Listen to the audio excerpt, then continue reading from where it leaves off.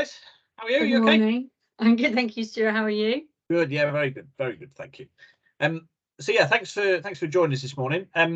We're just doing some chats with various people involved in grassroots football who've and particularly around their experience of facilities, pitches, AstroTurf pitches, grass and changing rooms, all sorts of stuff. So, would you mind just introducing yourself and your current position?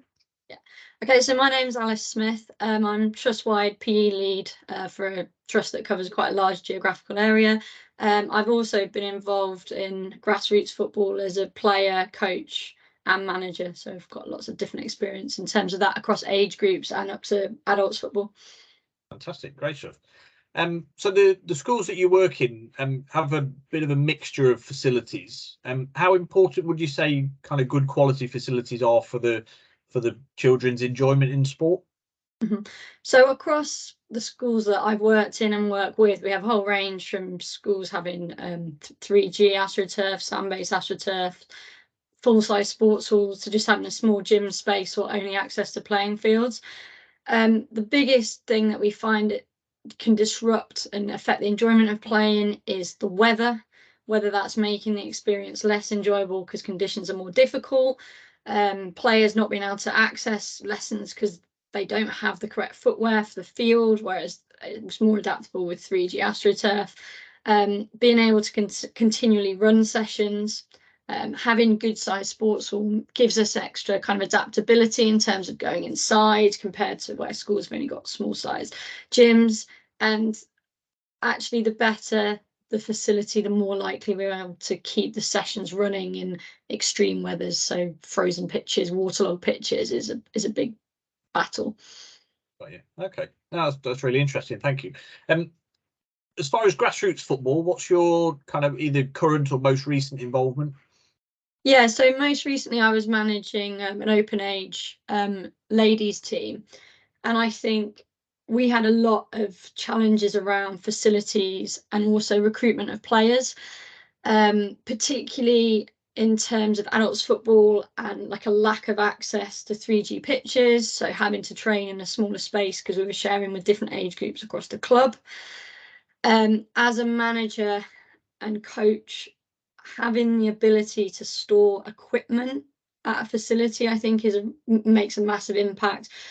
Just in terms of like carrying equipment around if for whatever reason someone couldn't come to a session. So we used to divvy the kit out across the players. But then if someone can't make the session for whatever reason, suddenly you're trying to replace footballs, etc. Things like goalposts, depending on where you are. So like some of the pitches we played on, it was a whole team effort to get all the goalposts out, all the nets out. And actually, after playing potentially 90 minutes of football, that's probably the thing that the players least want to do at the end of the game. We also had different experience with changing rooms, and I think changing rooms really sets the scene for the game and the atmosphere, and actually changing in nicer changing rooms or better facilities kind of sets that standard. But also access to things like places to wash the kit. We've been to football clubs where they've got like on-site laundry facilities as opposed to like players and coaches. It just makes everything a little bit easier. But I also think it for the players, it shows how much the club appreciates their team. And actually, in terms of recruitment, particularly pre-season in the summer, people might be going to a number of different teams, and if you're training on a small grass local community space, perhaps because that's free, can you compete with a club that has got a facility that team owns and it all looks a bit more professional? And I think that really affects player recruitment.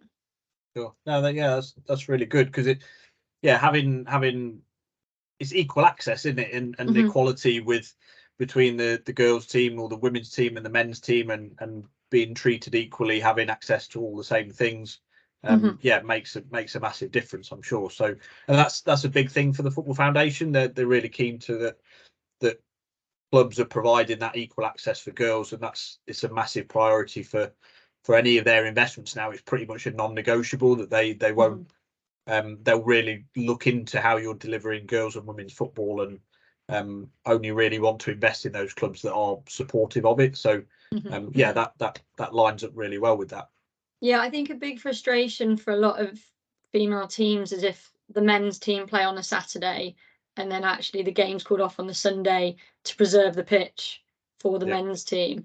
And actually, I think that can affect retention of players, particularly, when it gets really, really cold, or if it's like boards. I've had it before where I've made a call on a pitch being good to play, and then it rains for an hour while you're warming up, and then it's not good to play. And I think that just leads into a bit of a negative experience. And if people are setting aside their time to play, but we haven't got access to good enough pitches.